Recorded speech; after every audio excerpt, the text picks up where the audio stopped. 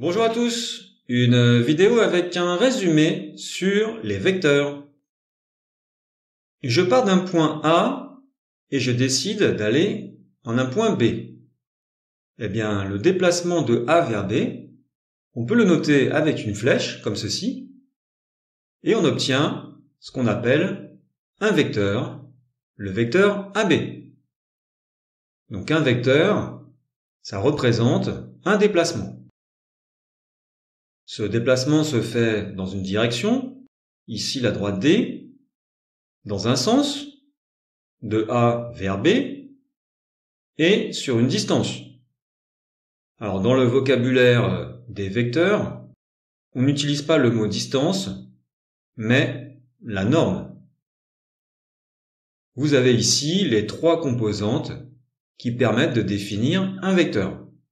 Sa direction, sa norme et son sens. Maintenant, je trace un autre vecteur, le vecteur U, et encore un autre vecteur, le vecteur FG. Vous pouvez remarquer que ces trois vecteurs représentent le même déplacement. Même si on n'a pas fait ce déplacement à partir du même endroit, eh bien ça reste les mêmes déplacements. On peut donc écrire vecteur AB égale vecteur U égale vecteur FG. Ces déplacements sont les mêmes, ils ont la même direction, le même sens et la même norme. Alors maintenant, au lieu de se déplacer de A vers B, eh bien, on va se déplacer de B vers A. On a le vecteur BA. Si on compare avec le vecteur AB, eh bien ces deux vecteurs ont la même direction, la même norme, mais par contre, ils n'ont pas le même sens. Ils sont de sens opposé. On peut donc écrire vecteur BA est égal à moins vecteur AB. Prenons ici le vecteur AB et puis un autre vecteur DC qui est égal au vecteur AB. Eh bien, en géométrie, on forme un parallélogramme.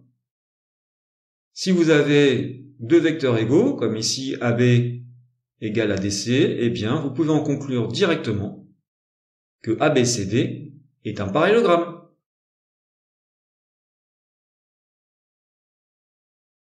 Maintenant, comment construire un vecteur? Ici, on a un vecteur U et puis un vecteur V. Et on veut construire le vecteur 3U moins 2V. On part d'un point et on commence par faire, eh bien, 3 déplacements U. Voici 3U. Après, on va faire le déplacement moins 2V. Voici moins V, le sens opposé de V. Et un deuxième moins V, ce qui fait moins 2V. On obtient ici le vecteur final.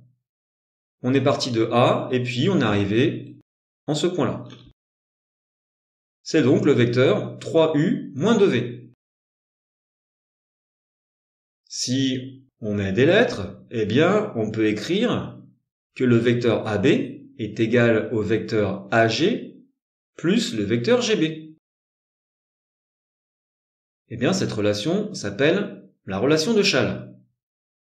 Effectivement, on a décomposé le vecteur AB avec un point, ici le point G. G, ici, est le point central, qui est un peu pris en sandwich, si vous voulez. Un autre exemple avec une autre lettre, vecteur AS plus vecteur SB, avec S au centre, on va pouvoir simplifier en écrivant que c'est égal au vecteur AB. De même, ici, vecteur CP plus vecteur PF, eh bien, on peut arranger ce calcul en écrivant que c'est égal au vecteur CF. On peut donc utiliser la relation de Chasles dans une expression avec des vecteurs, pour simplifier le calcul. Sans figure. Comment déterminer les coordonnées maintenant d'un vecteur? Eh bien, on regarde le déplacement en abscisse et le déplacement en ordonnée. Ici, les coordonnées du vecteur U seront 2, moins 5, que l'on note en colonne. Pour le vecteur V, eh bien, on obtient 4, 1. Une formule qui permet de calculer les coordonnées d'un vecteur à partir des coordonnées de 2 points. On commence toujours par les coordonnées du deuxième point. Ici, c'est B. On fait donc xb moins xa, yb moins ya. Un exemple. Les coordonnées du vecteur AB ici sont, eh bien, les coordonnées de B moins les coordonnées de A, ce qui donne moins 6, 5.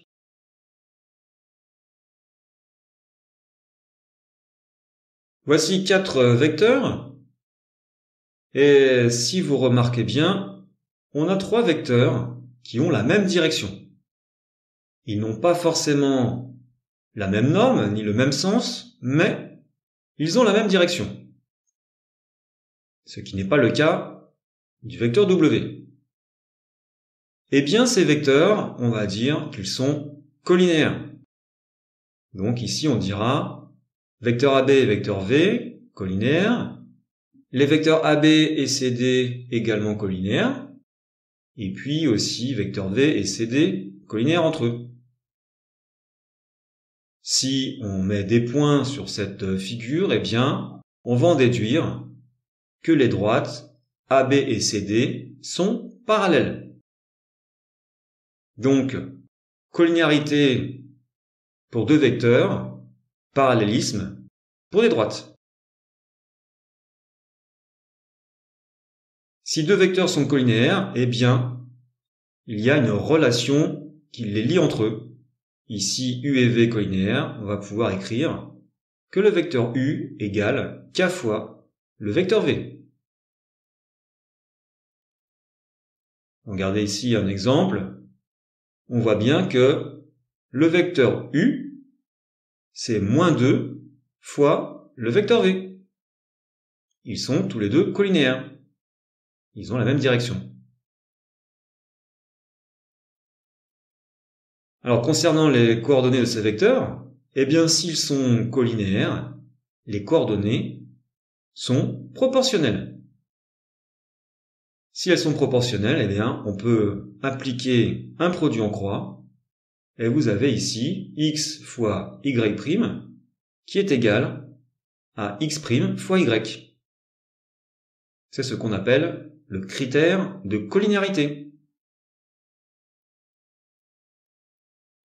Voilà pour cette vidéo. Merci, bon courage à tous pour vos révisions et à bientôt.